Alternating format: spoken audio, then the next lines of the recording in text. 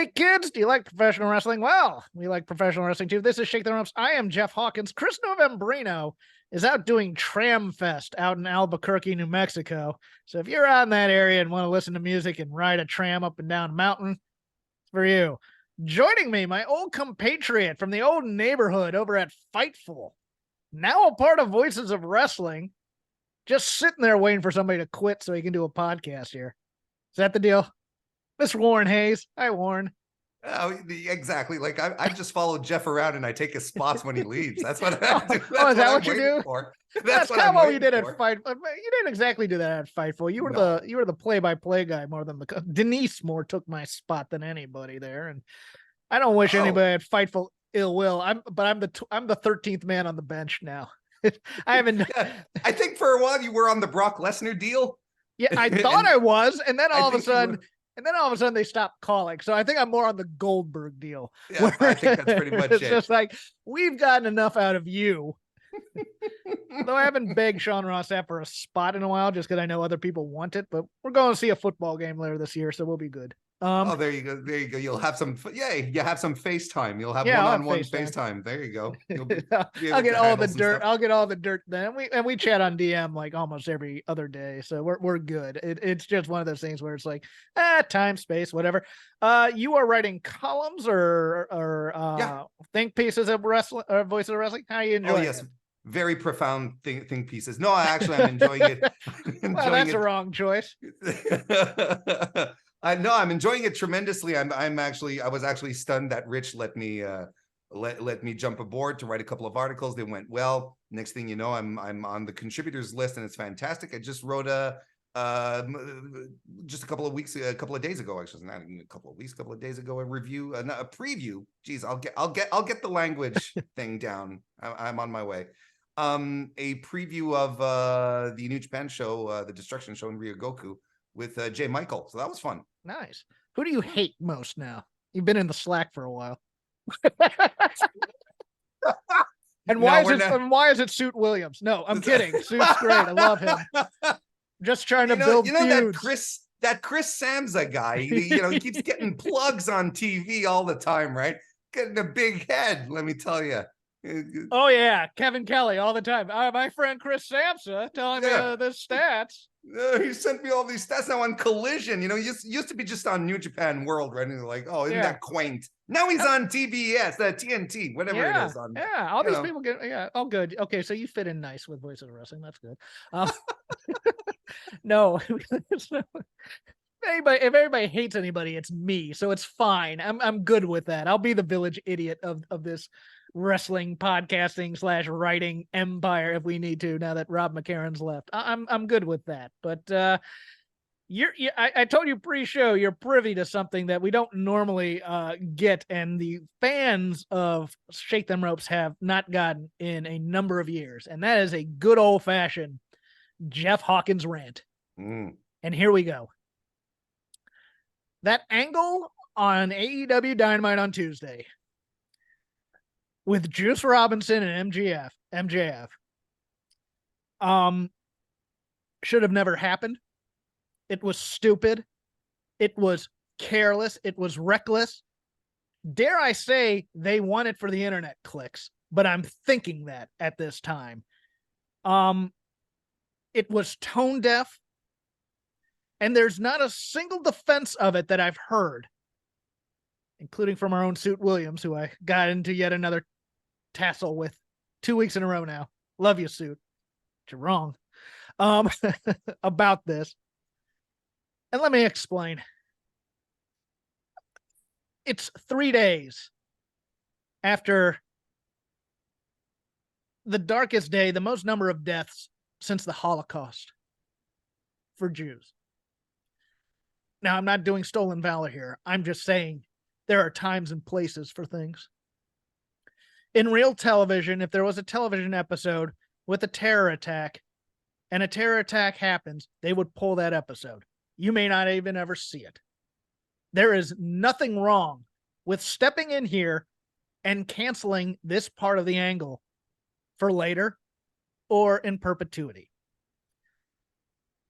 Let me address the criticisms, because I Wednesday night, if you listen to my show over on Fight Game Media, I was heated. I was very heated. I'm a little heated now, but not as much as I was then, to the point where I almost tuned out the show. I was so angry at this. Number one, Juice Robinson always holds quarters, or that's part of his gimmick. That's great.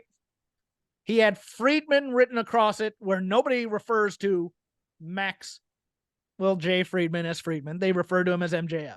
They were leaning in to the anti-Semitism part of this thing. There's no denying that. You can't put up an intellectual defense of that part of it. They're doing that for you. Well, Max was okay with it. It was Max's idea. It was Max's tribute. It was Max's statement. He's Jewish. You know, it's part of his faith, et cetera, et cetera, et cetera. Someone in that company, in production, in booking, in creative, what have you, needs to save him from himself then, because this is not the time nor place for the tribute or whatever statement you're trying to make. It is 3 days after this, and they are still pulling bodies, and we're still trying to figure out what happened. Doing this on your television show is there's no place for it, and especially in pro wrestling, which has a history of doing these bad taste kind of things.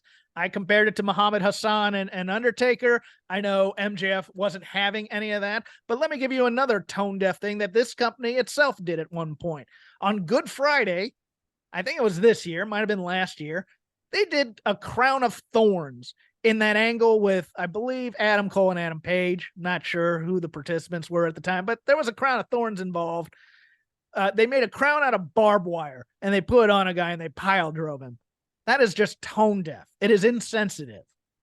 And you don't do that kind of stuff, especially in what is considered a low-rent art form, unfortunately, like this. AEW is considered the counter proposal to the crassness of WWE. They lean into that as well. They encourage social media with talent posing with signs, protect trans kids, other socio-political thoughts. We are thought that this is a respite from the same kind of crap that we get where I grew up with, which loved its cheap racial heat. I'm watching Harley Race tell Ron Simmons, "Oh, you should be carrying my bags, boy," and other things like that. Ric Flair would go deep into the racial stuff at times. You know, some of my favorites. Growing up in Southern wrestling, where I grew up, this was part and parcel, and it was considered good because it was cheap heat. And we, as a society, have said no. And AEW is not supposed to be like that. Now, some of the other proposals type thing that I was saying, well, you know, and it's just bringing current events into things. You got to wait. You got a 5-week build. You can't wait 2 weeks to bring up the quarters thing, because it was AEW. It was AEW itself that put the anti-Semitic twist on the quarters. Okay, it might be that Juice Robinson used this in New Japan. Great. Good for him. But MJF's lore and character lore is that he was bullied in school by people who threw quarters at him, yelling, "Pick those up, Jew boy." Okay, you have made that part of your television thing. So that's on you. You can't just go, "Oh, well, you know, that's just part of Juice Robinson's gimmick." Blah, blah, blah. And again, maybe this was Max's idea. Maybe it wasn't. Maybe somebody approved it. But there are at least 5 or 6 people in production, including Tony Khan himself, who should step in and say, "No, this is a bad idea." And I think in the fog of war, quote unquote, on this Title Tuesday, maybe this is a little edgelord. Maybe somebody's going to react negative to this. Maybe we're going to get some sort of controversy on Twitter. Tee-hee-hee. Not saying that's true, but it's either that or they were tone deaf to everything. And I can't parse which. End rant. Warren, your thoughts. No, you hit all the important notes here. I sincerely believe that if it had not happened, let me backtrack a little bit. We, as professional wrestling fans, we knew at some point the quarters were were going to pop it. Someone was going to use the quarters because MJF he cut that promo twice, right? We've heard this story about the bullies in the quarters twice. So we knew at some point it was going to come up. That was inevitable. Pulling it up here at this point in time, it's not a delicate thing to do. You know, you could have waited a couple of weeks. Like you said, there was no rush for this to get out there. And I look, from everything we hear, MJF pretty much has final say on everyone. Like, no one says no to MJF, right? Like, right. Everything that he's plotted out since he started the Pro Chacho stuff, and even before that, he weaves control over what he does, and that's about it. And no one really says no to him, but there could have been just a rational ear just to tell him, Max, did you think about this? Did you think about this? Did you think about this? Because look, it's all a question of context. Maybe within a month, people would have squirmed a little bit. Probably wouldn't have been as strong a reaction to it, you know, but the timeliness of it really does stink. And I'm with you, you know, I don't think, oh, it's Juice's gimmick. I don't think it. First of all, it's a recent thing that Juice had been doing in New Japan, yes. Right? It's not something that he had been doing for years. It's not like, oh, classic Juice. It's fairly within the last year, he'd been doing it ever since he joined Bullet Club. And then at some point he started doing that. And the first few times you see it, you're like, wow, this is spectacular. You know, clocks a guy on the chin, the coins flip in the spotlight, you know, you're like, wow, this rules, right? But, you know, so maybe this is their out to do it because it does feed into Juice's gimmick, but they've made the character an anti-Semite. I mean, it's not a great look for Juice, right? Is this a mask-off situation for Juice? I don't think it's like a Juice Robinson. I would assume that Juice Robinson is not anti-Semitic. Yes, you no, he's the character and the person. I don't believe are supposed to be like that, but it really put Friedman across the roll of quarters, right. And with him screaming that as opposed to Max or MJF brings it. It's very purposeful. It's very purposeful, and I don't understand. I'm of the impression that neither Dave Meltzer nor a couple other high-profile things wanted to touch this with a 10-foot pole. I am willing to walk in there and take that kind of fire because, you know, I don't have access to any of these guys. I don't. No, that's fine. And the idea too, it's like, look, ultimately, like personally, I can only speak like personally, right? I think it was poorly timed. It made me uncomfortable, right? And I tire of this kind of stuff in pro wrestling because, like you mentioned, pro res has a very bad history when it comes to dealing with ethnic groups, minority groups, vulnerable groups. You know, it's like very, very poor checkered history. You outlined that already. So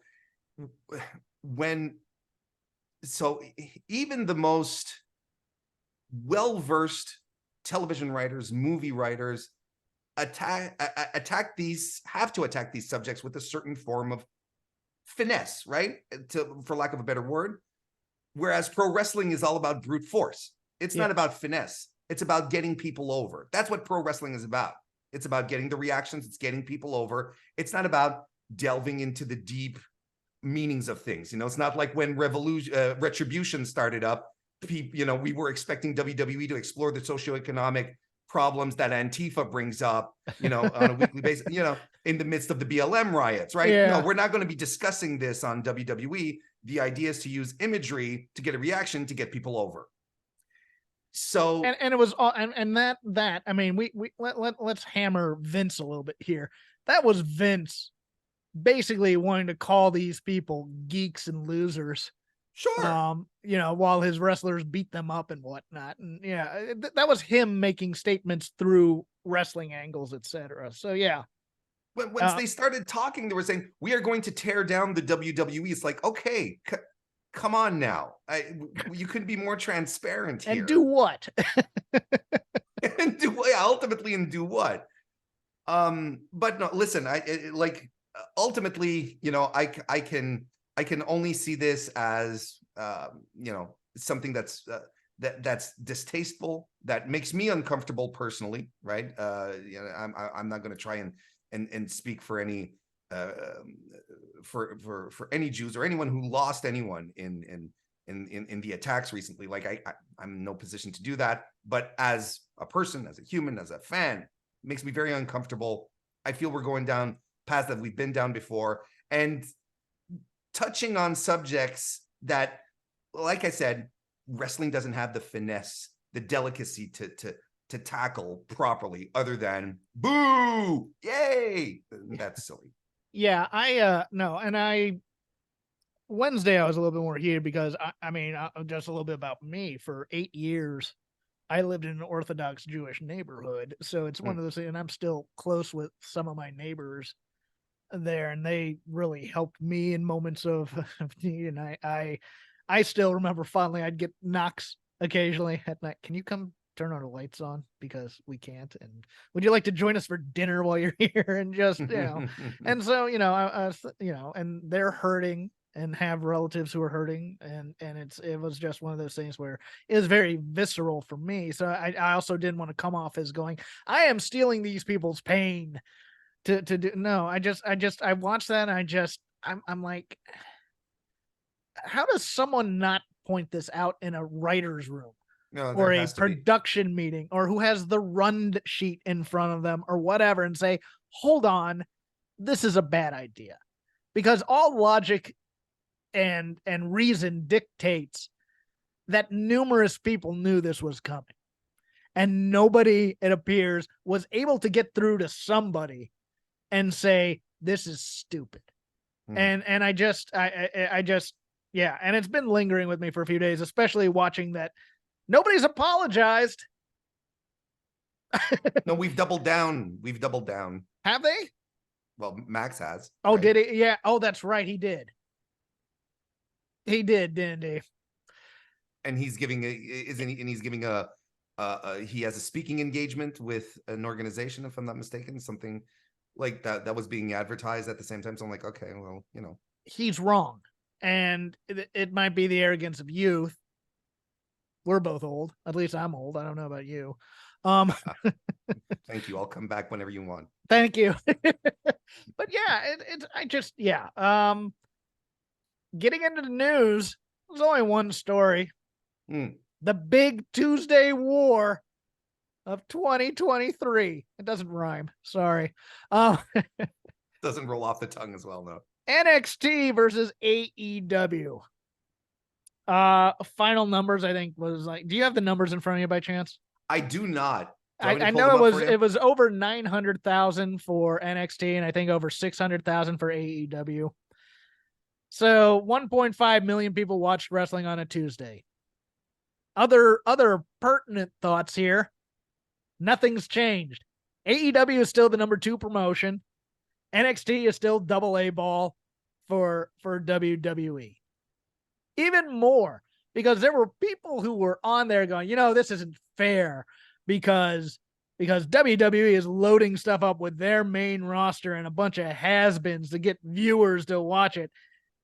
Yeah, let's take a look at who was advertised for AEW Dynamite, shall we? Jon Moxley, who was pulled during the pre-show. Bryan Danielson, Adam Copeland, Christian, Saraya. Stop me when you see the similarities here, kids, because they weren't plugging the Elite or the Pillars. Max made an appearance, and yes, Hangman was part of this, but this wasn't built around Kenny and the Bucks. This wasn't built around Jungle Boy, Sammy Guevara, and Darby Allin. Nope, this was built around and Chris Jericho, ex-WWE guys. So both companies are pointing at each other like the Spider-Man meme right now when it comes to crass, cheap marketing. Don't give me that. Yeah, NXT won.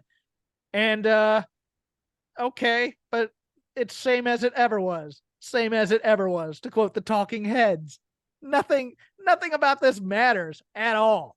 And both shows were kind of indicative of the product.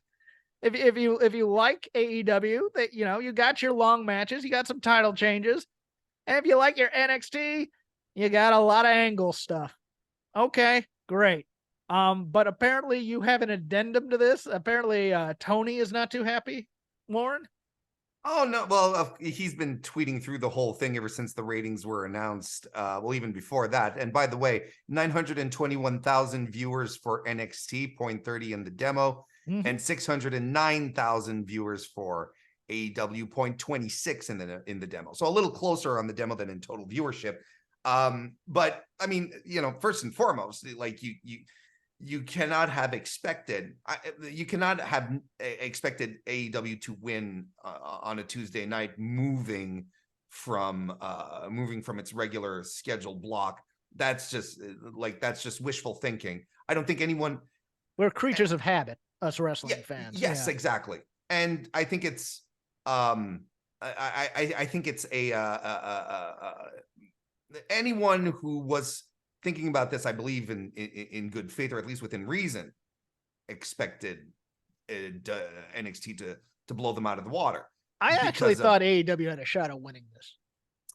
I did. I thought interesting. I think their fan base loves AEW more than NXT loves their fan base loves that show. Perhaps. Not that they don't have similar things, but I also thought like the demo. I thought the demo for AEW being much younger would put them over the top in terms of that part. But it was a bit of a shock to me. Yeah. I maybe some people are a little surprised at how bad they got blown out of the water. Maybe I don't know. I was like, oh, okay. I figured it wouldn't be pretty. But yeah, Tony Khan is not taking this well.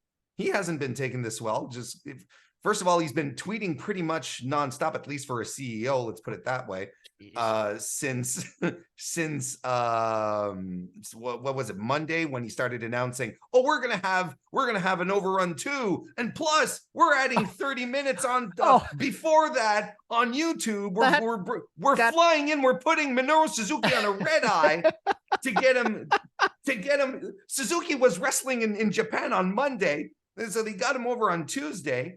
And for a YouTube hit, fly Suzuki out here, for Eddie Kingston on a YouTube only pre-show, because we can't possibly put that on the show on Tuesday.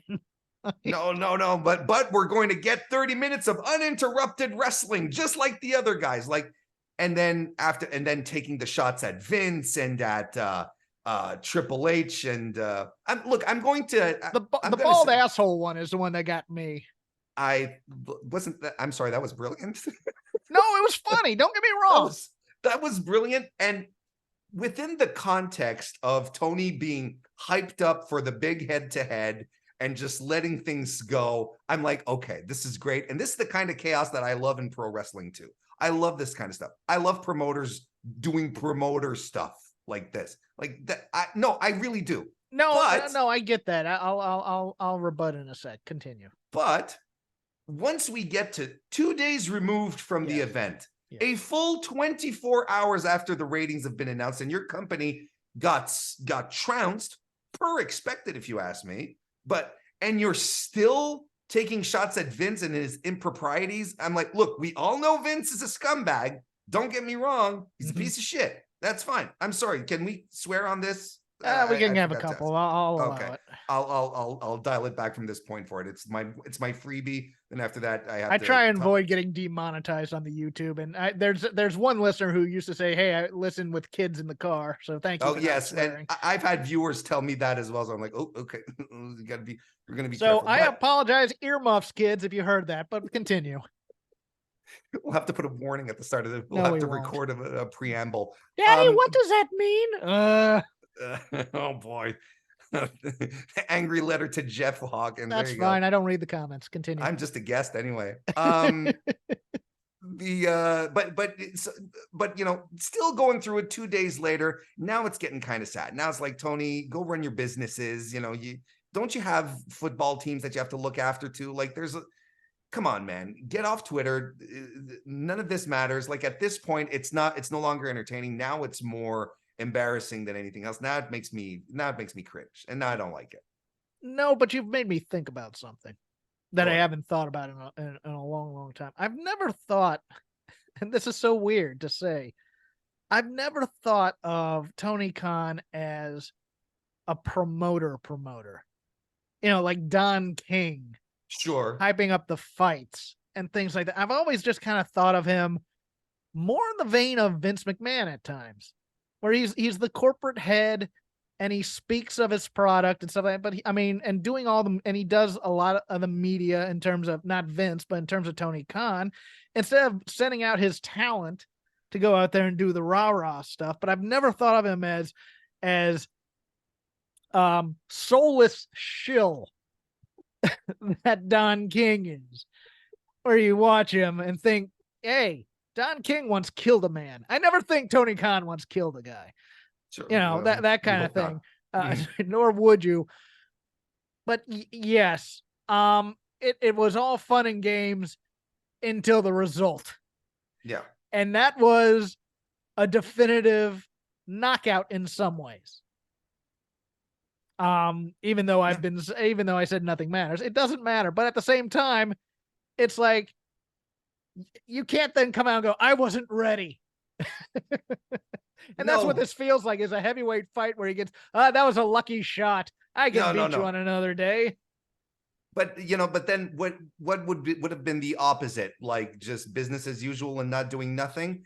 Because then that's like, it's a damned if you do, damned if you don't situation. Either you go ham like he did and just stack the show, the 30 minutes uninterrupted, the 11-minute overrun, the 30-minute YouTube show. Like you just go completely the 3-hour post show, the all-nighter afterwards. I think there are people still wrestling on this show. I think it's gone for 4 straight days. I'm convinced Tony's still in Gorilla right now. It's like Woodstock. Yes, they are still in the arena. He's still there. Sitting there, and he's imagining imaginary man or Invisible Man versus Invisible Stan. There you and go. Bryce is out there doing his stuff. It's great. 3 days into it. Despite there being 2 invisible wrestlers, people are still complaining that Bryce is taking up all the spotlight. But otherwise, like, he either goes all in or he just does a regular Dynamite, and then people complain. He's like, oh, he's not, he's not fighting. He's not, he's not going all out to try and beat the guys. He's not doing his best. He's not putting his best foot forward. So it's really a damned if you do, damned if you don't situation as far as the level of involvement that you generate for this one specific show. Okay, counterpoint. He doesn't need to be this much of a character in his own world. Counterpoint. This guy is a pro wrestling board poster. What do you want from him? Okay, fine. He has the exact same social skills as most board posters I've met from professional wrestling boards. Can't talk to people in public, can't have a conversation, aren't that charismatic, to be honest with you, are kind of boring and weird sometimes. Not all of you. Some of you are cool. I like you. But at the, I have been to, wow, something happened to my, give me a second here. I've been to, F4W conventions and things like that. And I've come in the middle of dinner and nobody's talking to each other or whatnot. And I'm the guy driving all the conversations. I'm the guy, keeping things lively and fun. And so, you say this, and now I'm even angrier because it was mostly a bit too. I didn't mean. It's great, but it's also perfect. It's perfect. You watch him do interactions with wrestlers in, on that YouTube. Did you watch the YouTube show before? Yes, I did. Where they're making the announcement about Orange Cassidy filling in for John Moxley. Did Tony Khan seem like the charismatic dynamo that no. we all think he is on Twitter? No. He's incredibly awkward and stilted. I think there's something terribly delightful to it though, where he's landing his lines in his Is it delightful though, or is it you're just watching going, you can't act? You kind of want to go and squeeze your cheeks and go, oh, you're doing You so want to pat his head and go, all right, go back Yes. to Gorilla and produce the show. Thank you. You've done enough here. But we know he cares. He cares, and that's a positive. I get it. There you go. Because he cares, and we know, and I say this lovingly, we know he's a dork. You know, but we know he loves his pro wrestling, and he hugs the wrestlers, and he brings them in close. You know, he buries his head in their chest. You know, like that's it. That's who he is, right? So, but the dichotomy is like between, let's say, a guy like me acting like that and him.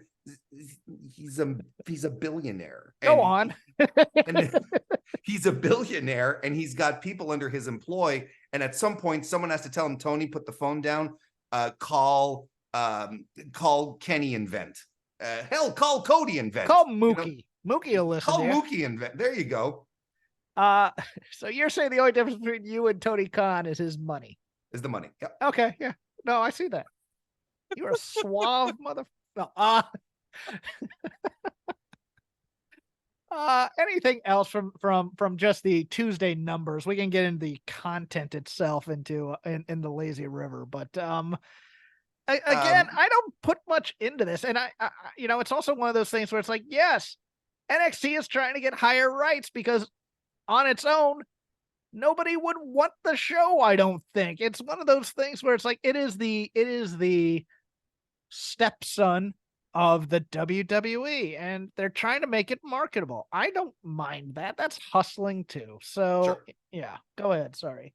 No, it's no, I agree with you. Like there's it was I caught up with it a little bit. I haven't watched everything. I watched the main event. I watched a couple of things, and to me, it's just it's raw. You know, for better for worse, it was just an edition of Raw in a very small venue, with I don't know, with a level of production lighting that really grinds my gears. I don't know what it is about the production lighting. It has a lot more character development than AEW, but both products were pretty much symbolic of the styles you're gonna get. So I mean, it was like, you know what I compared it to? I compared it to Sweeps Week. On Sweeps Week when we were growing up, it mattered in November and February, because that would be the week where all the special guest stars would come on to all of your favorite shows, and you'd get like, oh look, this week Robin Williams on Homicide: Life on the Street, or Tom Hanks is going to be on Family Ties, or whatever it is. That's special 2-part episodes and stuff like that. Oh yes, yeah. The special 2-part. The sappy music in a special heart hearing. Yes. Of a different world. We talk about, and then you make a joke about a very serious subject, Hawkins, that won't go over well after you just did that first rant about not doing things at the time. So I won't say it. We don't love you because of your consistency, Jeff. Well, yes, I'm a hypocrite. I say these things. I just do things for the lulz. So that's the news. There's not much else really to talk about. So we're going to get into a very special Lazy River because Warren watches a lot more foreign stuff than I do. So this will be interesting. Whatever we watched, whatever we saw, whatever we're thinking about, we can go right here. Again, starting on the beach of our Lazy River, we have ice cold takes on WWE Fastlane, a premium live event that existed and happened and was there. It was perfectly cromulent, as we like to say here, doing the old Simpsons references. Tag team title match, spectacular. I thought that was really a lot of fun, and the rest was there. What did you think of this show? I agree. I think this was a nothing show. That nothing really happened outside of the big title change at first. Got to give a big shout out to Jey Uso, who split up with his tag team to start off his singles career, winning a tag team title. That's prime. That's good for him. Main event when he's with Cody Uso. Yeah. Yes. Yeah. Just I enjoyed the 3-way for the women's title for what it was, but it was just a spot fest for the most part. And I love everybody in there. I will say this. Charlotte has a little rust on her. It gets a bit it gets a bit hairy there sometimes, I think, but you know, and Asuka's gonna be Asuka all the time. But you know when Io and Asuka had that opening salvo, you know, when they tossed Charlotte out of the ring, good. That was fun. I was like, man, why couldn't we have just gotten 15 minutes of this instead of I know why we shoehorn Charlotte into stuff, don't get me wrong. And I'm one of the last like true Charlotte Flair believers. I believe in her. I just think we've never really gotten a true, I mean, we get a break when she's not around, but we've never gotten Charlotte down the card, so to speak, having to fight her way back up. It's when she reappears, she's in the main event all the time, and you're just like, we're building people here. And I agree. Like she's a wrestler that, you know, she has moments where she's really, really good. Yes. But then there's matches where you're like, man, don't do the moonsault. You know, it's like in this match, her stuff connected. Like she has been in absolutely worse, more dire situations than this. And it all depends. The Charlotte matches at this point really hinge on which Charlotte is going to show up. Is it going to be the Charlotte who's going to be a little off, a little sloppy, doesn't care, or is she going to have her working boots on like she had at WrestleMania? You know, she had her wrestling boots on, but maybe not the nice shiny ones, you know, that sparkle when the light hits them just right. She had her working boots on, but wasn't her greatest outing ever. No. Yeah, and I have one person in my feed who just DMs me constantly. It's like, you know, Bayley deserves so much better than what she's getting. People know I love me some Aunt Pam. I love me some Aunt Pam. She is, as she says, losing matches and winning life. This is what she is. The company loves her still. She is a plot device in many, many ways, and she's fine with that for now. Don't get me wrong. I think she would love to be back in the main event scene, et cetera, but they trust her. She does the goofy, inept heel stuff. Fantastic. Let Io have some shine here for a while. You know, it's one of those things where it feels like this Io Shirai title run started off because we're going to break up Damage Control and then see what she had, and then they got nervous about something, or the breakup wasn't there because I think, you know, maybe it had something to do with Dakota and where her allegiances would lie or something like that. But it's just, or maybe Vince came back at that time to get the sale, and it's like, well, no, we can't push her solo because she's not a big enough star, so let's keep her with Damage Control or whatever the excuse is.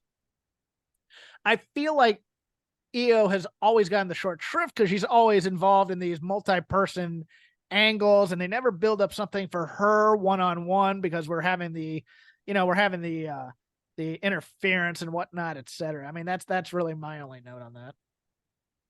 No, I mean, I've always had a penchant for Bayley, you know, and I will ride to the very end that they had a sure thing with her. Yes. Oh, you and I both agreed. This is back in the Fightful neighborhood. They just lit a giant pile of money on fire. Yeah. When they went away from the straight baby face pusher like John Cena thing. That's all they needed to do with her. No, they had to WWE it. You know, they had to make her never kiss a boy and all that stuff. You know, remember that? Oh God. Right? I've blocked out so many bad ideas by WWE in the back of my head. It's not even fun, but I will still maintain she is still the best bell-to-bell worker in that division in terms of being the workhorse, in terms of being the base for a lot of people. And she's always in the right position, always doing the things. Yeah. So pure Lazy River, open form, free form, grab your inner tube, Warren Hayes, and tell me where you'd like to start. Well, you touched on it a little bit. Why don't we talk about the absence of the Elite on Tuesday? Okay. which I think, well, unless you count Hangman Adam Page, but you know who we're talking about when we Yes. mentioned the Elite. No Kenny Omega, no Young Bucks, in a company that is, you know, struggling to, you know, with live attendance numbers, that doesn't feel as hot, that seems to be moving away from a lot of things that made the company interesting, that had people gravitate around it. I find it very curious that, you know, all of these business woes sort of started appearing when less and less focus were put on some of the guys who were there from the get-go and who drew new faces into new eyes to the company, that got people excited for AEW, right? Seeing Omega, the Bucks, Cody, all those guys. Of course, Cody is where he is right now, but I found it very curious. And, you know, I can't entirely blame their absence for losing on Tuesday, but I feel like a lot of the bleed that AEW is experiencing right now has to do with them straying from their original course, which is, you know, a true alternative, new faces, guys that people on the grassroots were really into and were supporting. And it's been really difficult, I feel, to reintegrate Omega and the Bucks into top positions. Look, I mean, you can make the counter argument to me straight off the bat and say, yeah, but Warren, the Bucks were at Wembley in a big time match. What are you talking about? You know, and they're up for the tag team titles. They're the number one contenders, sure, but they don't feel big anymore. It's like the company is not throwing its weight behind them anymore. And that's what I find. I thought that was a glaring absence from this Tuesday. I thought it was strange because, like you said, multiple former WWE guys on the show. Adam Copeland wrapping it up, and poor Adam Copeland, you know, worst performing quarter hour of the show. That was a straight WWE match. Yeah, it was a straight. And that's a problem too here with him. I mean, he didn't have the indie run that Cody had. He didn't have the New Japan run that Cody had. He is coming straight from 20 some odd years of doing one style. Or even his buddy Christian. Yeah, well, Christian, you know? I mean, Christian can work other styles and stuff too, it appears. It's no, but that's what I mean. Like his buddy Christian, you know, he was able to move around and do other stuff and absorb things from elsewhere. I have thought this has been a problem since inception, to be honest with you, that the Elite, in their humility, I guess would be the words I'd use, decided that they weren't going to be pushed as the ultimate top act. And we need to build these other guys up. Okay, great. But we still haven't gotten that yet. And we are now 4 years in. We just surpassed 4 years of AEW.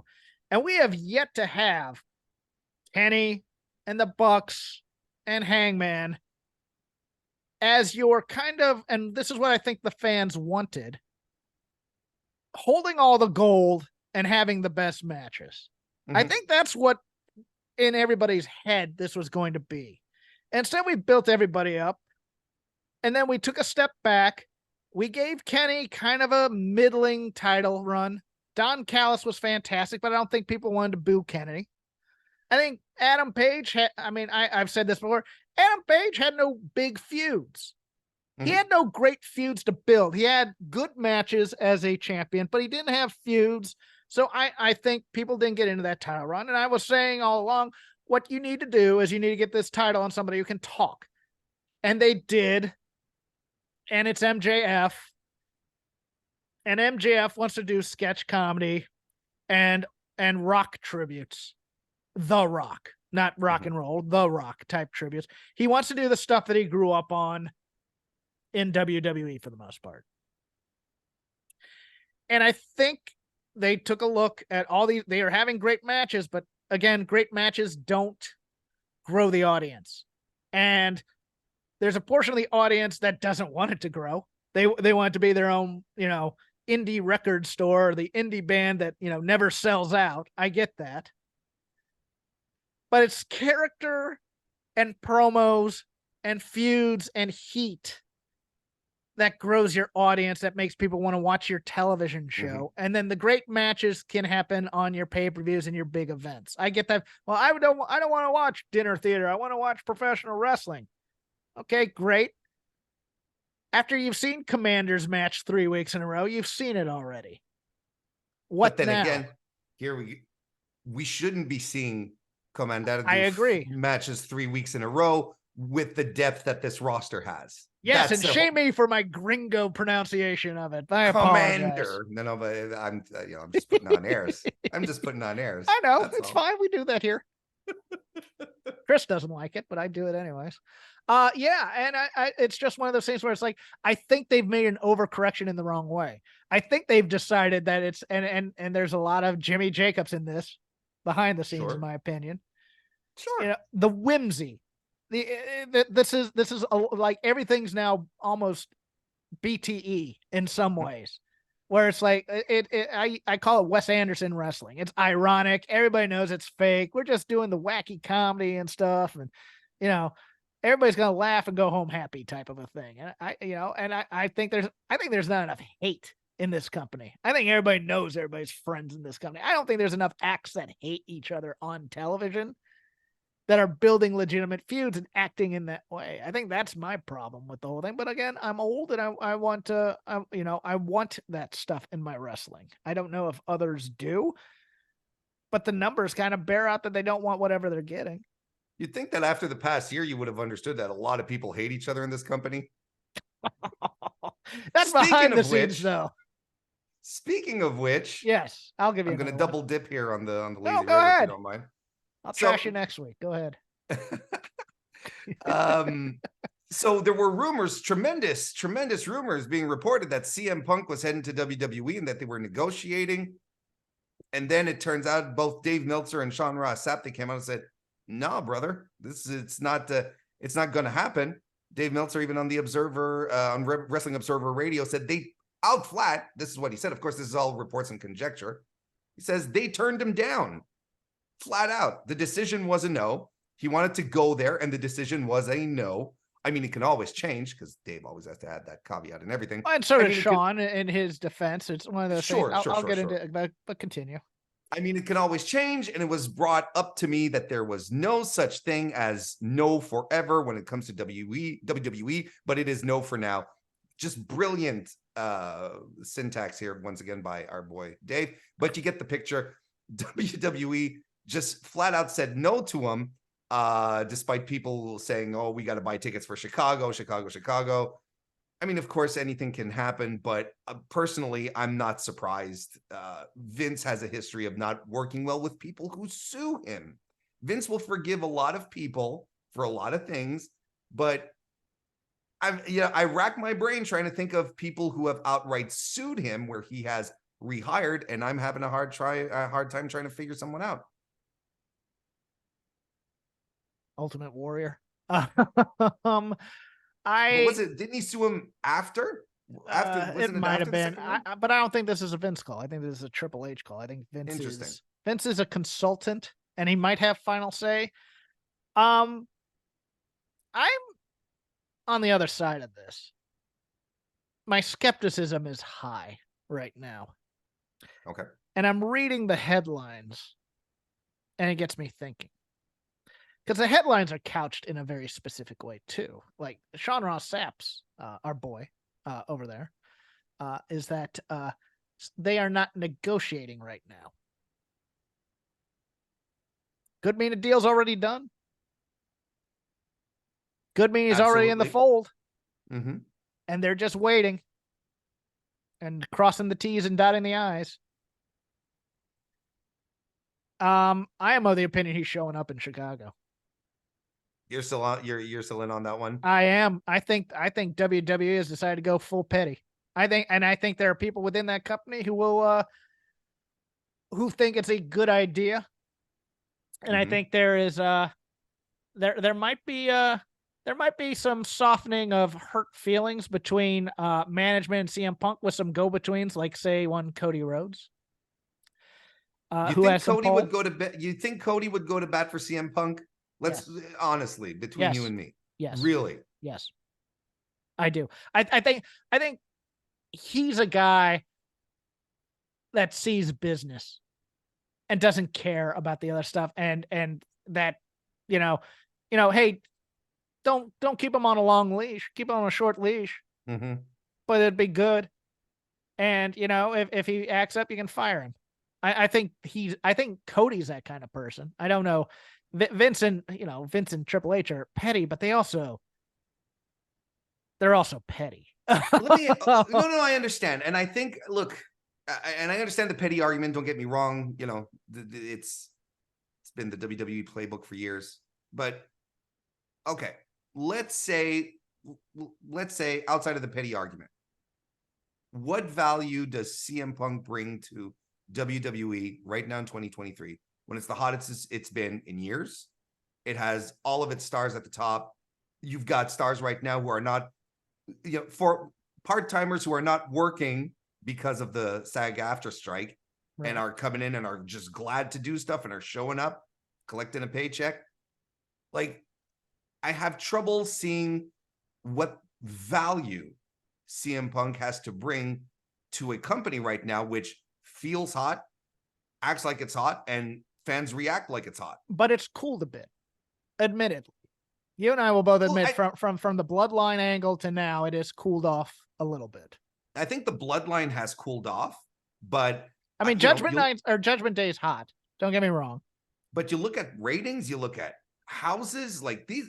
Look, AEW sells a Dynamite that 4,500 tickets, and we all go woo.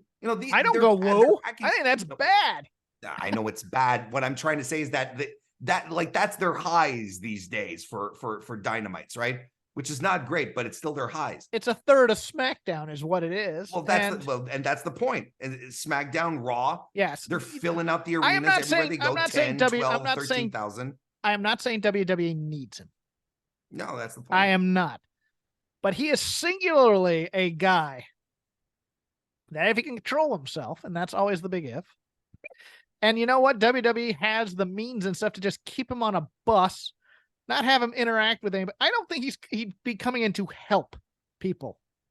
I think he'd be coming in on a star deal. Tell me who I need to work with. I'll work with them. Great. In and out. He's not there to be work friends like he was in AEW. He's a guy who can singularly talk people into the building in terms of a promo. And there's nobody out there who does that other than maybe Eddie Kingston. But that's the point that I have right now, is like, they don't even need a guy to talk you into the building. The buildings are filling up. They're selling out stadiums. Like, there's the concept of more. There's a concept of more here. I know you think I'm full of it right now. I'm not trolling. I'm not arguing with you in bad faith here. I'm saying, yeah, we're doing great right now, but we can always be hotter. Don't worry. WWE doesn't want money. They want all the money. That's fine. Like, I'm with you with that. But when your venues are selling out regardless, like they're hitting max capacity everywhere they go. They're selling WrestleMania floor seats at $9,000 a seat. Yeah. Like, what more can CM Punk bring to this right now? Right now is what I'm saying.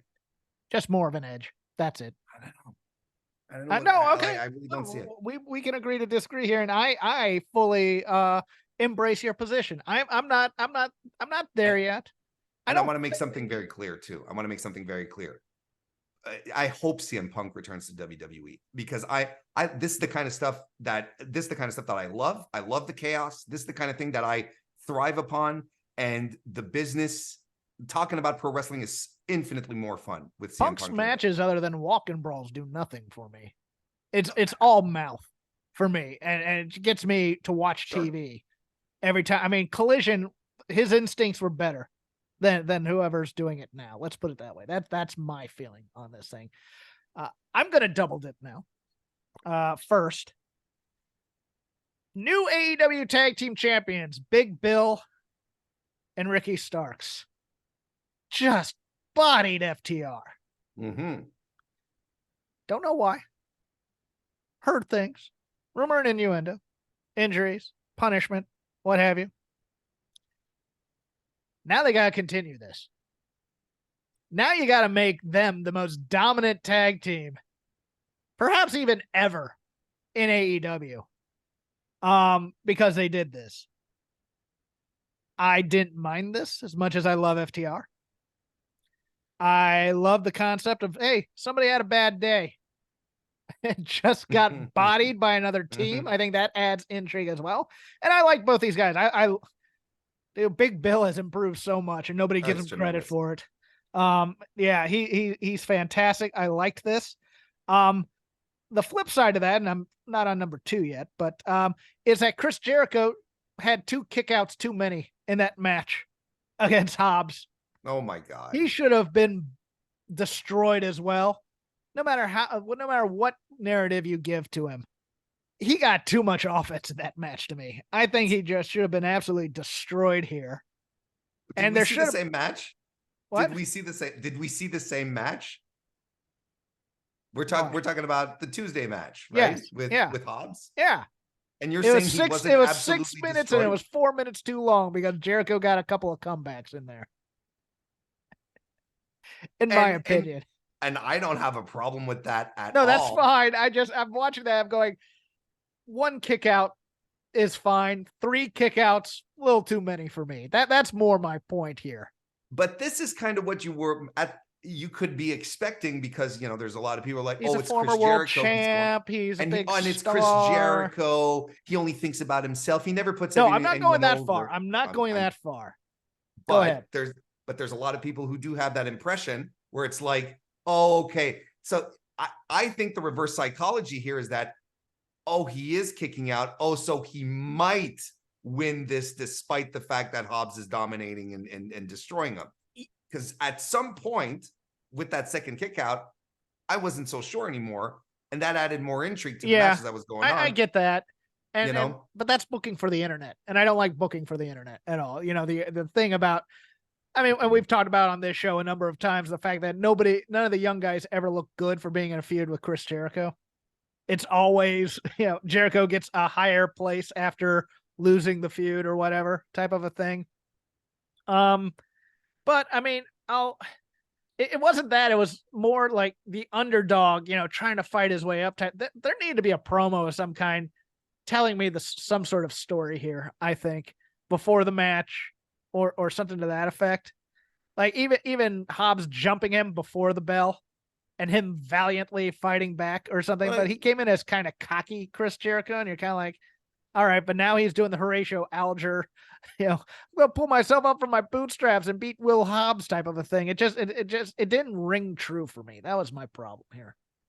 I thought it worked. It worked because he came in superstar pro wrestler, legitimate Hall of Fame guy, Chris Jericho coming in.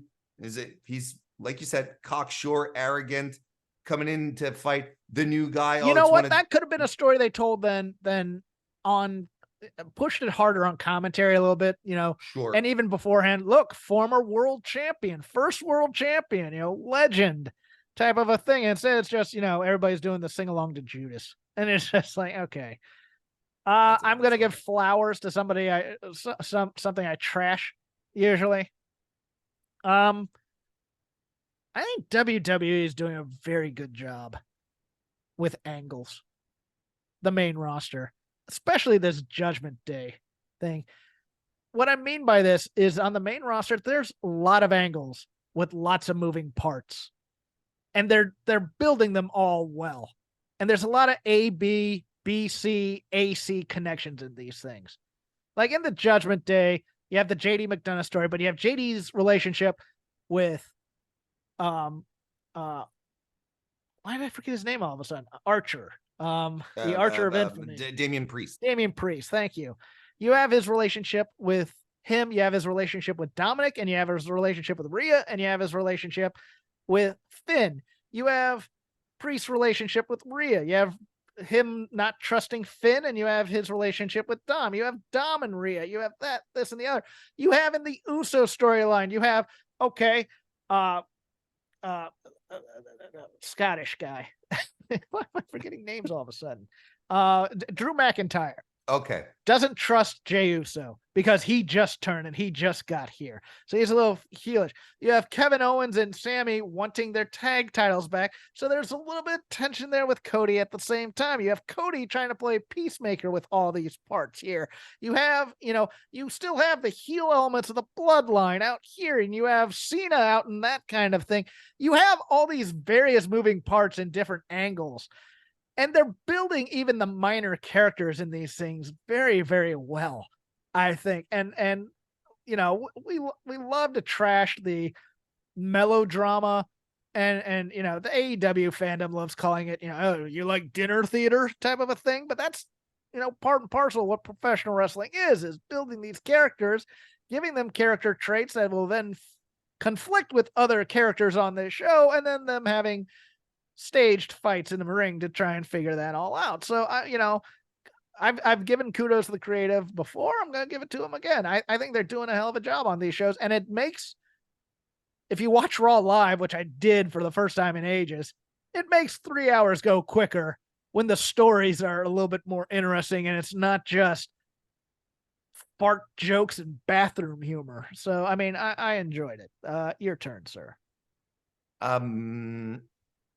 Just as a quick one, like, I think there's a lot of, just to add on, I think there is a lot of truth to what you're saying, in a sense that you can feel that Vince isn't elbows deep in it anymore. Yes. Because there are significant changes that are made to how people are presented and how things happen, that it's just like, okay, this all feels very different at the very least. So yes, I will go down that path, but I feel like there's a lot of mistrust angles going on in WWE as well. Like I feel like it feels hit like such a high. Yeah. That still might be a sign there, because I feel like they hit such a high with the bloodline, because the bloodline, that's essentially all it was. It's like, who do we mistrust this week, kind of thing, and then we'll carry that on to the next pay-per-view, and then it's like, oh, now we don't trust this guy anymore, and so on and so forth. Rinse, repeat. That's just, there you go. But like Damage Control is kind of in the same boat as well, right? I feel like there's a lot of this on the roster. Bobby Lashley was doing that with the Street Profits, right, over the past couple of weeks. Now that it seems okay, now it seems like they're, I don't know, are they good now? I don't even know. No, they're heels. They're all heels.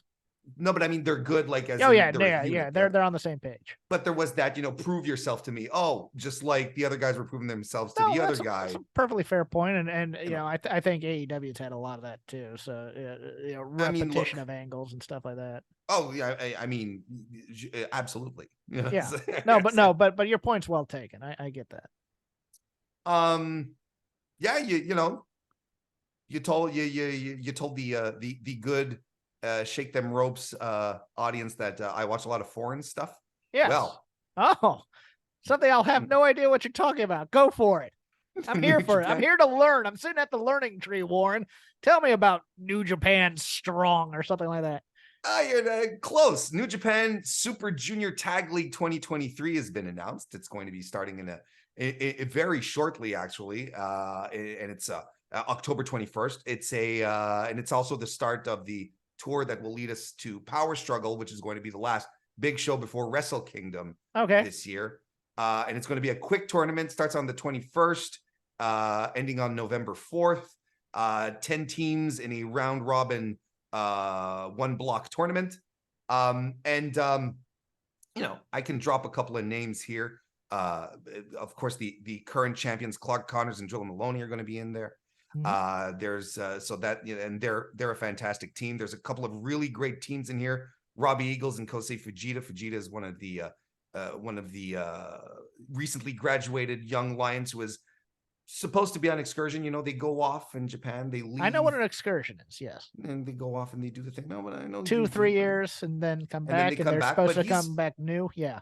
He's hanging around Japan a little bit, and it's not quite clear. He's not like buggering off to Mexico or something like that, like a lot of them do. So he's going to be in there as well. TJP and Francesco Akira are also in this. probably one of the unsung great tag teams in the world right now. I'd say, in my opinion, the third best tag team in the world right now. And I know TJP, punching bag, etc. No, if you get past TJP's social media, he's a great wrestler. He's incredible. And Francesco Akira, they're former junior tag champs as well. They are an incredible team. Are Haston Nichols in this thing? No, because they're heavyweights. I did not know that. Okay, they got moved up. So they're going to be most likely in World Tag League, which is going to follow this once this little tournament is done. One of the big names that's missing actually from all of this is Leo Rush, who was taken out with a bout of the flu, apparently a fever, he says, I believe. Yeah, well, New Japan's been referring to it as an outbreak of the flu. It endangered their show, their Destruction show, this past Monday, where a lot of guys were taken out, but most guys made it on the show except for Leo Rush, which was a shame because he was in a 3-way for the junior heavyweight title, which a lot of us had pegged him to win, and unfortunately he didn't make it. And normally he's in a tag team with New Japan stalwart Yo. Yes. And of Show and Yo fame. Correct? Of Show and Yo. And yes, they have since That's how. Yes, I know they broke up a long time ago. I don't watch all that much New Japan. That's fine. Off my back. I'm keeping you up to. I'm yelling at the people who are now yelling at their phone. But go ahead. I imagine the people who hate listen to this show. It's like, Hawkins, you don't watch New Japan. It's the best wrestling in the world. Okay, great. I liked it for a while. I don't now. It's in a cold period for me. Let's continue. There you go. That's fine. Are there any shock teams or teams from other companies that are in this? Surprisingly, no. And there's Titan from CMLL who's coming back, but Titan is kind of like he's New Japan by extension. He's a bit of a stalwart now by now. Yeah, right? he shows up for these junior things, so it's not that much of a surprise. And he's also a part of LIJ, Los Ingobernables de Japón, so Tetsuya Naito's group. So I mean, it's not as if a big surprise. A lot of us were expecting one CMLL team in this, but no, there's nothing really shocking. I was almost expecting a AEW team to get some seasoning, like a younger team or something like an Action Andretti and maybe a healthy half of Top Flight to be able to get in there or something like that. Which could have absolutely been possible. Maybe Tony Khan just wants to hang on to the troops these days and make sure, because look, you have Taguchi in the DKC, and if you've never heard of the DKC, I have heard of the DKC. And that's a bit of a team where you're like, really, you didn't have anyone else. You couldn't have flown in anyone else. Not that the TKC is a bad wrestler, not that Taguchi is not interesting in his age. He drinks, he hits a guy with his butt. We get it. Yeah. There's always a butt stuff threat. I do the same stuff now. I mean, I get it. It's all I do on this show is I drink and I hit people with my butt. I hope Leo Rush is really sick, and this isn't some other malcontent type of thing. But I like him a lot. You'd have the impression that he is, because he's been doing interviews saying how much he loves hanging out in Japan, how much it's reinvigorated him, and he always says that before he flames out, though, no matter where he is. I'm just convinced he was meant to win. I'm sure they had pegged him to win the title on off of Hiromu last week. Well, just this Monday. It's a shame. I hope he does show up for the tournament, because Yo and Leo Rush are a fantastic tag team, and they bring the best out of each. Leo Rush brings a lot of good out of Yo, who a lot of us had felt had sort of lost the spark and was a little, it was just going through the motions. But these two together, they work really, really well. I don't know, like a lot of familiar names, all people we've seen up and down and all around. I think they could have used a little more pizzazz. Again, I was fully expecting one team from Mexico. Not even. We'll see. Look, I'm going to be watching for TJP and Francesco Akira. They're tremendous. They're like the Will Ospreay of the junior tag teams. You can't have a bad match with these guys. Because of the plethora of wrestling this week, I didn't watch any classic stuff. But I don't. I'm going to tell you this. I liked AEW Dynamite a lot, with the exception of With the exception of the MJF, the end of that angle. Although boy, I don't think Jay White's bringing it on the mic. That's just me though. Mhm. I'm not feeling his comedic sly character at all. I think he needs to be a little bit more in control of the situation. And the only other thing I didn't like the Adam Cole segment. I'm sorry. The close up of the faces. There's no laugh lines in there for me, and he's giving in way too much to absurd situations in terms of if I was scripting this. I need to. He needs to think of a competent reason why he needs to mow the lawn for him to do it, because otherwise it's Right. just for comedy type, and he looks like a dope. Mhm. And Adam Cole is never a dope. He's usually the smartest guy in the room as a character type of a thing. I love this run of Swerve Strickland right now. Oh I God, I it's could do with a little less Nana. I think we've overplayed the Nana dancing a little bit, guys. Let's back off. I enjoy Nana. Kind of part of me wants to see Tully Blanchard do that dance just once, but interesting. I Interesting. like Nana a lot. I wish he'd be able to add a little bit more, but that was also a complaint I had when Stokely was around. Bring him back, please, weekly. I Mhm. like him. But even I want them to go harder into the menace of him, because the best swerve on this run was the invasion of Nick Wayne's house That's tremendous when stuff. they did that beatdown. And and he's losing a little bit of that viciousness in these feuds, and I want more of it because I like these types of threat characters. I love that match with Danielson, and I loved that they did an angle throughout the show, one for Hangman, where he comes out in the beginning, he prevents that thing, and then Nana comes out later and tries to screw with that, and that kind of continuity. I dig that a lot, but yeah, a little bit more seasoning here, and I'm ready. I'm ready to go full throw, put them into the upper echelon of AEW now, because they need somebody, and nobody is stepping up when given the ball, especially pillars. No, yeah. Out of all of that, let's say outside of MJF, I think the only one who really came across more, who's coming out of this better, is Darby. No, Darby's But great, but Darby had Darby it is beforehand. perfect where he is, as because he needs to overcome the whole Christian stuff, and then we can put him in like a main event title if he wants it. But he If he never wants really it. has to have it. He's that kind of character where people will get Sure. behind him and do that. But we need some guys other than Blackpool Combat Club in this upper rung. And while I like the Gates of Agony, and while I like Brian Cage in this stable, they are definitely B and C players in this stable, and Swerve's an A, and I want him to be an A plus. And him really taking kind of a I am a brilliant leader as well type of a thing, as he did with the AR Fox in that vignette. Uh yeah, more of that, please. Please, please, He's please. he's fantastic. And I've been very pro Swerve Strickland for a while, for a long, long time. And I I was really happy about his match at Wrestle Dream, where I thought he got to flex a lot of his main event potential, if that makes sense. Because Yeah. he's smooth, he's tremendous. Like, there's not a lot of guys on the roster who wrestle like him. You know what I mean? Like, who have that just like that ebb and flow that he has, and then all of a sudden can just snap a kick across your face, and it just looks devastating. I think he should actually get rid of some of the babyface mannerisms he has. Like the Who's House, This is how Swerve's House Swerve has. stuff. Yes. No, I want Sure. people booing this man, and him just to grin with that crap eating grin he has all the No, time. That's he's phenomenal, and I'm glad the match with Danielson. I loved it too. I thought it was fantastic. For me, he's a world. That's his ceiling. He's a world title holder for me.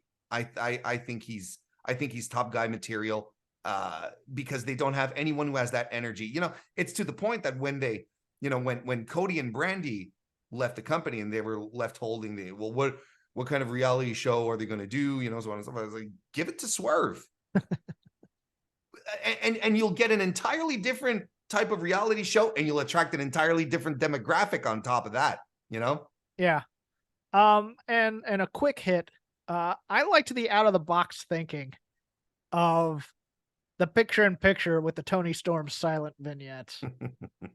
It's a more interesting way to me to do the picture in picture than either. I like Guevara with the poster board, and this week Takeshita with the poster board because Sammy wasn't there. But I like it more than matches Mm. because I tune out of matches. I can't focus on that while Flo's yelling at me about insurance or bad pizza or whatever. I need that kind of during commercial breaks. I kind of need that psychic break from the action so I can be back into it when I get back. And I hate the picture in picture concept to begin with. She was doing some clever things. The sight gag of it cracked me up that they start the silent movie and she leaves the screen for about 15 seconds. But it was mostly to walk around and then come around into the other side. That sight gag, I thought that was great. The character can be a bit much, and this is what we kind of got into with the MJF. That she's actually kind of becoming the Danhausen of the women's division, which means That's interesting. Yeah. I don't want her anywhere near the title picture like this. And But the opposite of the Rainmaker, the zoom in with the close up, and then the hip check and Storm Zero thing. I can get past it, but if we're gonna go this heavy into the comedy, they need to pull back on it when they decide they want to put her in a title program. And I think that's sure. hard for them. Yeah. And it's going to be hard because it's working and she's getting herself over. So it's going But to be it's the kind of difficult out of the box thinking I want out of wrestling too. I want more of this. I want half those guys in AEW to do something about their characters other than Twitter and use this giant movie company that they have at their disposal. Mm. Not necessarily to do BTE stuff, but give me Butcher and the Blade back in their butcher shop, chopping things with blood all over themselves, hyping up a hardcore match. Because that's the other thing is promos have become too back and forth. I don't want. I think that's part of the weakness of the MJF Jay White thing is the back and forthness of the promo thing. I think when one side comes in, says their piece in the camera, and then later in the show somebody else comes in, says their piece of the camera, it's a lot better and it's a lot smoother. And then they can get together for like 1 week and hype it type of a thing. But these guys have jobs and they're getting paid 6 figures. I want them to all be stars that earn more money too. Sure. It's one of those things where it's almost like you're doing it for your own career type of a thing. I need to take control of my career. And if you're just happy showing up and getting a check, nothing wrong with that. I got good morning, get paid. I say that every morning. Your turn if you have anything else. Well, since we're talking about AEW again, I'm very bummed with the direction that Orange Cassidy has taken after losing to Jon Moxley. Really? I'm bummed with it because, well, first of all, I love the match and I love the idea that he lost, right? I think Yes. he lost upward, right? I think it's hard to deny. We're talking about Swerve and wanting to put more guys up in that upper tier, that upper echelon, right? I think this is what they were doing with Cassidy, cutting those great promo. That great promo one, The fiery promo, yeah. On the Dynamite between the two pay-per-views, and then coming to the ring and taking his beating, but working hard, and just a fantastic upward trajectory. And then next thing you know, he's back on TV because I would have had him disappear, sell the beating, Yes. right? His body, that was the story. My body's broken down. I can't do it anymore. None of my finishers are effective. I've got to use sneaky mousetrap pins to get the thing, to get the win and have him go away. He was beaten up by Jon Moxley. He was bleeding. It was like, get him off TV and then have Moxley with the title and do his thing. And then you bring him back when you don't expect it. Once Moxley is done running through everyone, he comes back. In wrestling, sometimes absence makes the heart grow fonder. I agree. You have a guy you really like, He disappears for a couple of months. He comes back, let's say in time for Revolution. Now the roof blows off the place. You have the first few bars of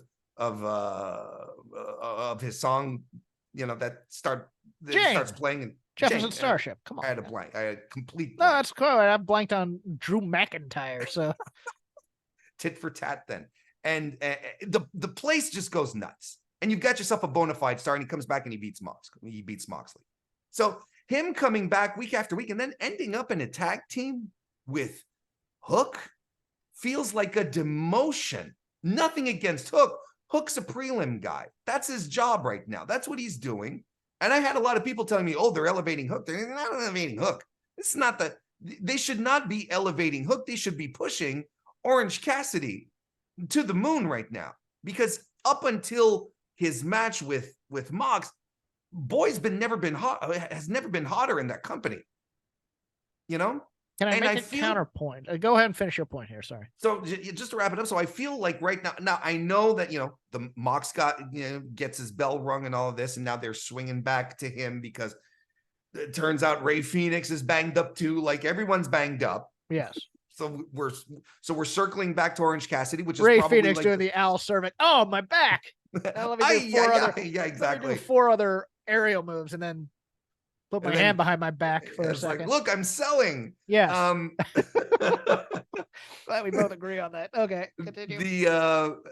But you know, you go back to so you know, put the title back on Orange Cassidy. It's you see what the pattern is. We're circling back to Mox, but I feel like in the meantime, it's a bit of a pattern that Tony Khan has with a lot of guys, where he's gonna push, bring them up to a point, and then suddenly I got nothing, or it's not as interesting, or I don't know what the next step is. It's happened with Ricky Starks as well. It's happened with Wardlow, and it's going to happen again. And I think.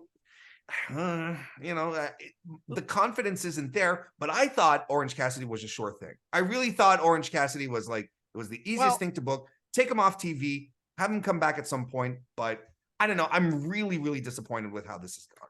Here's my counterpoint, and this might be, look, one of the things we say on this show a lot is that wrestling fans are great at booking stories in their head that don't exist, because booking is lazy these days. They don't build feuds, but we imagine it in our head. So let me posit whether or not I'm imagining this and making this up in my head. It feels like they have pivoted Orange Cassidy's character now from being what's the word? Ambivalent to actually caring about this title. And I think we're going to possibly see, you know, if the plan is to put this on Moxley and they're taking it away from Orange Cassidy that way, maybe a little bit of a selfish turn in Orange Cassidy, where it's like, I want my title back. Because they've kind of hinted at this with him and Hook, him kind of eyeing that FTW title. Sure. When he was there. I just don't know, because they did the whole thing where he's staring at the belt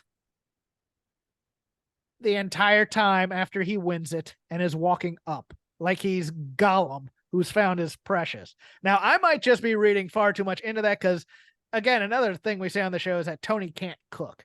And he doesn't build stories very well. He has great ingredients. Can't necessarily put them all together in a recipe all the time. But Orange Cassidy is a very smart wrestler in terms of when he turns on and off emotion on screen and in storyline. And maybe he's hooked into something here, where he's starting to pivot that character from not caring about anything to now caring about something. You know, there's no more that nihilism, you know. I'd love for the pivot to even include in his ring entrance, weighing in at 195 pounds. What? Wait, we never knew how much he weighed before. Yeah. Since when? You know, that kind of thing. I think that'd be a hell of an idea. I just think it's something I'm making up in my head, though. But I think I think you're right, because he does care about the title. Because look, you know, when he did the bit with Tony on Tuesday, right?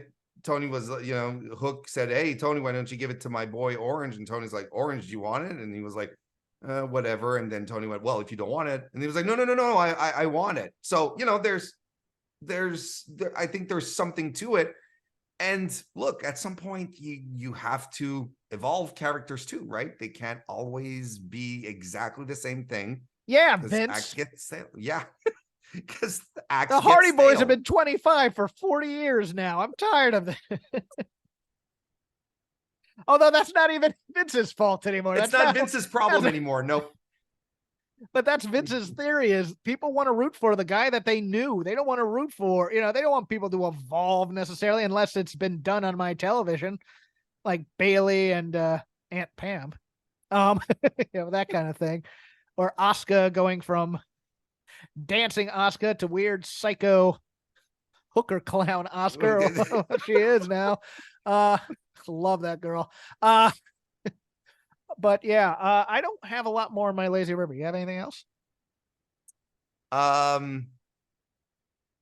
do you think the NWA is going to end up on TV? Billy Corgan said that he's got 2 TV deals, and they're about to leave YouTube. They got 2 deals.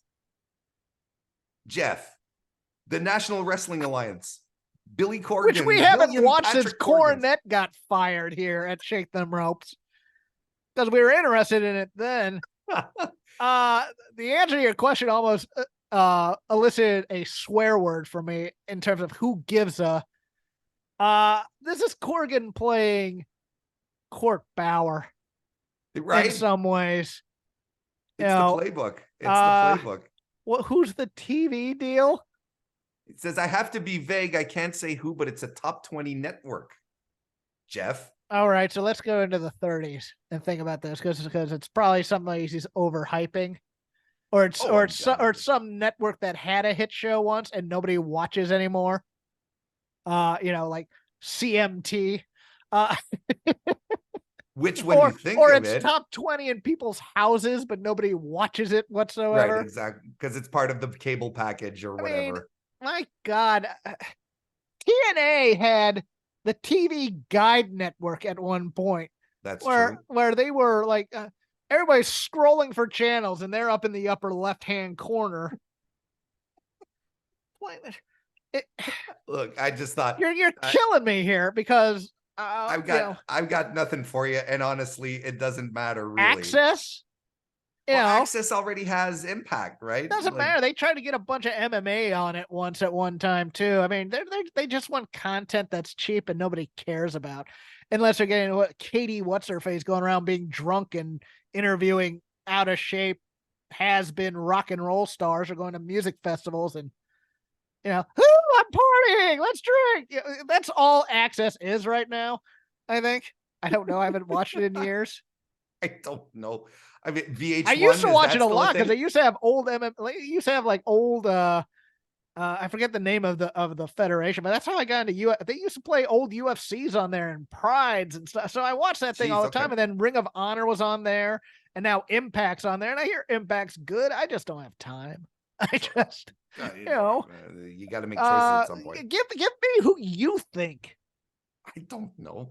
Who wants a relationship with Billy Corgan? MTV. It's MTV.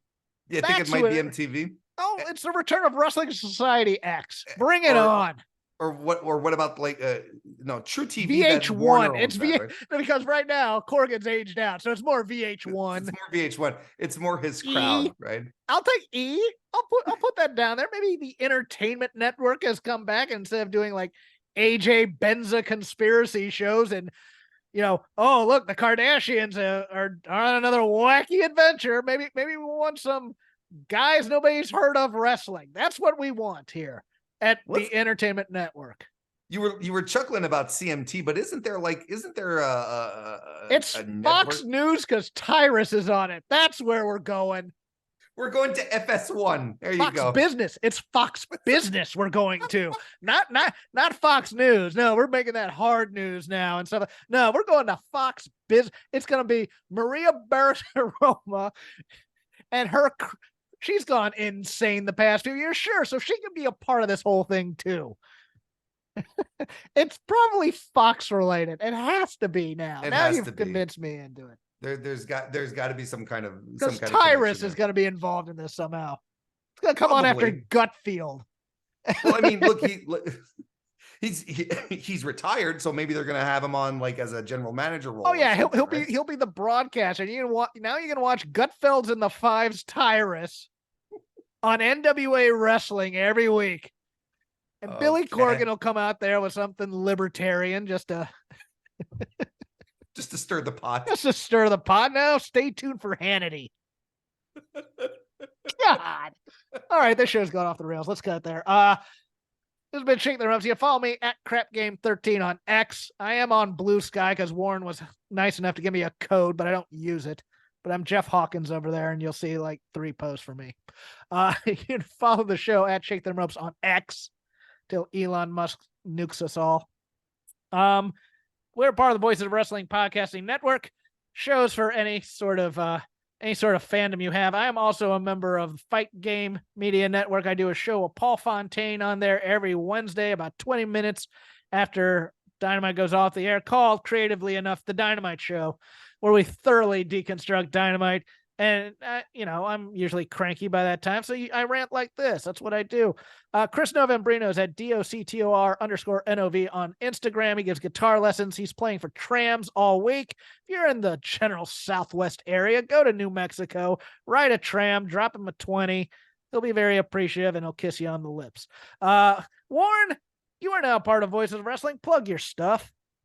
Thanks for having me on, Jeff, for allowing me to attempt to fill Chris's very, very large, ample. Oh no, you were filling my spot on the show. I was filling Novembrino, so go ahead. Oh, there we go. Okay, well, so then I feel more comfortable. Yeah. I do the Mr. Warren Hayes show every week, where I recap the week, provide analysis, previews, reviews, all that kind of good stuff.